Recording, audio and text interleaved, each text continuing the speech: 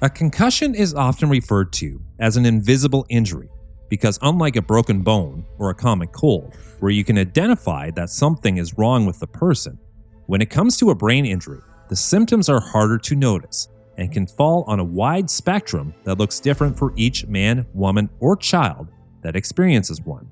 Couldn't explain what was going on, and my hands would shake. I couldn't stop them from shaking. I was starting to just experience headaches after short times of reading. A lot of cognitive decelerations and sensitivity to light and noise. I'd have an immediate headache. Some of them, my vision would just go blurry. In the past decade, research on concussions has rapidly evolved, but there is still so much ambiguity involved with recognizing this injury, which makes it crucial for us to understand how to properly identify the signs and symptoms of concussion. In 2018, the Government of Canada released nationwide statistics related to concussion, and based off these numbers, it became apparent that most Canadians lack a general understanding towards the complex nature associated with this invisible injury.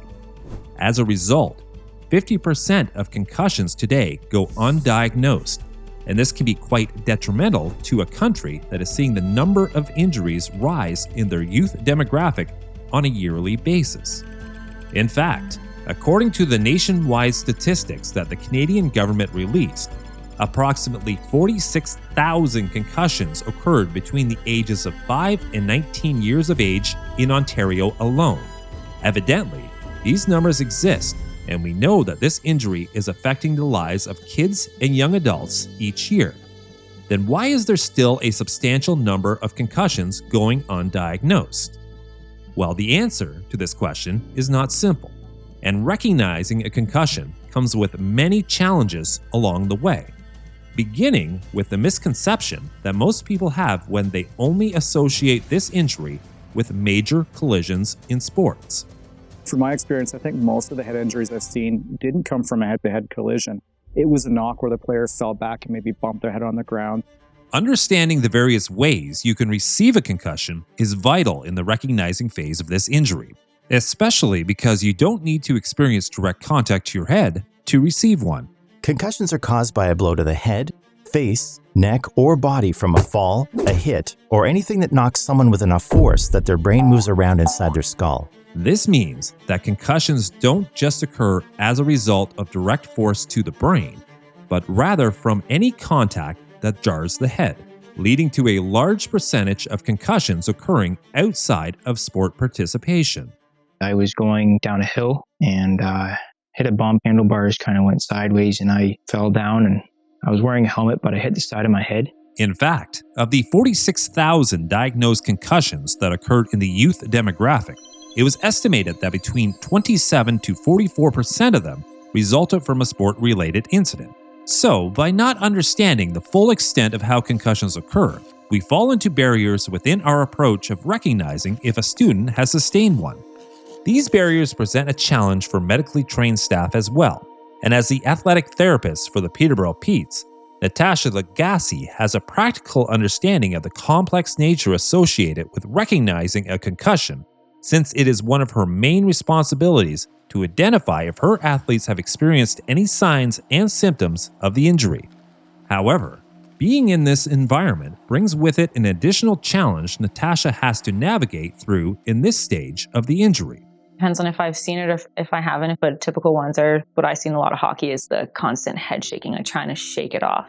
This shake it off mentality has been embedded in sports culture and is still present today, which makes it harder to diagnose a concussion in real time. I'd get up and I'd be like, where am I? Oh, okay, there's a game going on, get back into it. As a result, medical trainers like Natasha have to look for specific indicators to help them identify if their athletes are in fact experiencing concussion symptoms.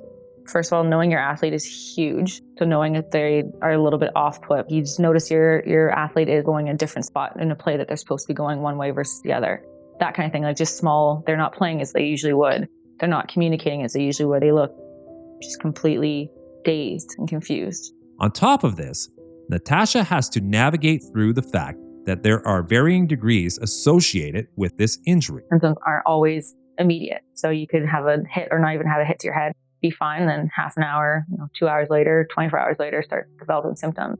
Someone would just brush it off thinking, oh, I'm tired or I'm just dehydrated.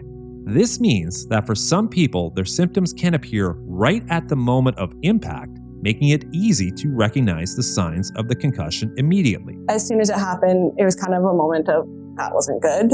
But in other cases, the symptoms can be delayed, creating a disassociation with the cause of their pain and leaving individuals confused as to why they feel different. Didn't really think too much about it at the time, but after you go to the doctor and realize, I have a really big headache and I can't really see, you realize there's an issue going on. It was just a whole lot of I couldn't eat, I couldn't keep food down, and just not being able to focus and not being able to sleep either.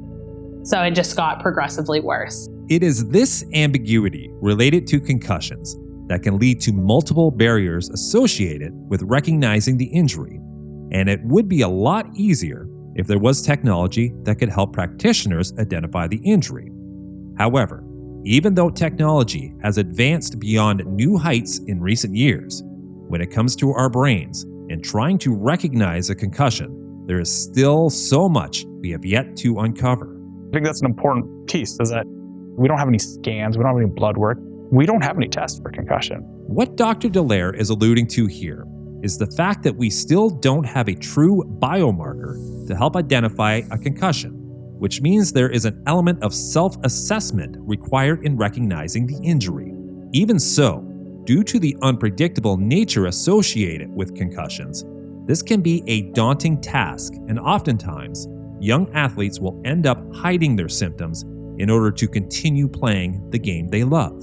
The fact that, athletes are going to lie. They want to stay on the field. I did it myself as a rugby player. I don't know how many times I lied to my coach and my AT, being like, no, I was fine, I'm fine. I just brush it off. I had a tournament coming up out west for Team Ontario box cross. And I was like, I really want to play. I'm pretty stubborn, so I didn't really want to not play. It was my last year to do it. So decided to get on a plane. I said I was fine, went and saw a doctor. I was like, no, I'm fine. Even when they told me to take a shift off, I'd be like, no, I'm fine. I can go back out. We got to win the game. You're kind of internalizing, you want to get back to play and everything, and you kind of just want to say that you're fine, but deep down you know that you're not. There's a lot of fear, just because there's such a stigmatism behind concussions. It is this experience of stigma that Hannah mentions, which reinforces the mentality behind athletes playing through pain, and leads to another reason as to why so many concussions go undiagnosed. The problem with this mindset, however, is that when it comes to our brains, we are putting ourselves at an extreme risk if we don't recognize the injury in its early stages. It literally could be life or death if they miss something and end up going back out on the field, on the rink, whatever their sport, going on their day-to-day and happen to get hit again while they're recovering. There's a huge possibility for second impact syndrome, which, as we know, for Rowan's Law, that's exactly what happened. The tragic story of Rowan Stringer sent ripples into the entire sport and medical communities in Canada and our country's approach to concussion management. After sustaining 2 concussions in the span of 5 days while playing rugby back in 2013, Rowan passed away as a result of second impact syndrome. Since this tragedy, Ontario has made some incredible strides in awareness and education on concussions at a high school level. And Rowan's story serves as a constant reminder for the severity of this injury and the importance of communicating any symptoms you may be experiencing. Have the courage to communicate that is such a key thing for concussions, of just being hey, I'm still not okay, and you need to express those feelings and thoughts to coaching staff and doctors and not hide it. In the end, yes, you're a student athlete, but student first, then athlete. It's something that you need to do to protect yourself. Between the various symptoms associated with concussion, the different durations of onset symptoms, and the stigma linked to this invisible injury, many concussions end up going undiagnosed, which is why it's essential to communicate any challenges you're experiencing so that others can help you recognize the injury. Just tell someone, preferably someone who's an adult, who can get you directed to the right treatment that you need. And then, don't be scared of admitting it as well. Don't hesitate to tell a coach just because you're going to get pulled. It's going to suck because either you're getting pulled for one game or you could never play that sport again. kind of a gamble that you don't really want to take with your brain.